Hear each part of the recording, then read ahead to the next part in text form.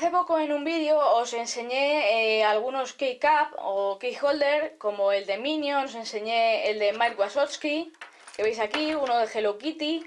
Y bueno, os voy a enseñar también en fotografías, casi al final del vídeo, otros modelos que hay para poder adornar nuestras llaves o hacer regalos que quedarían muy bien.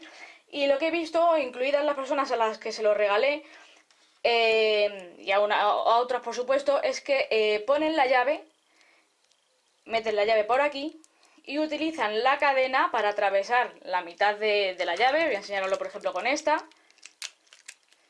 Pasan por aquí, lo ponen, pasan la cadena y lo que sujeta, lo que está pendiente la llave de nuestra anilla es simplemente esta cadena. Estas cadenas o las apretamos con unos alicates fuertes o pueden fallar. Entonces yo lo que aconsejo es ponerlo como yo lo he hecho. Es conlleva un poco más de tiempo, evidentemente.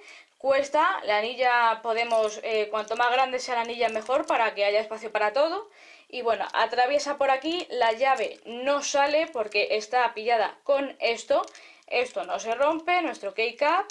Y bueno, quedan así.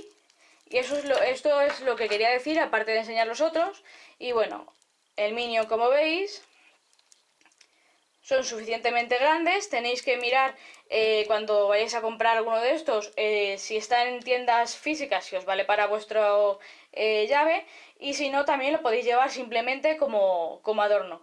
Y bueno, espero que os haya gustado el vídeo. Like si es así, favoritos si os ha gustado mucho, compartidlo con vuestros amigos y enemigos en las distintas redes sociales y suscribíos porque todas las semanas subo un vídeo relacionado con gadgets, tecnologías, sistemas operativos, vídeos random y todo aquello que me vayáis pidiendo y yo puedo ir haciendo.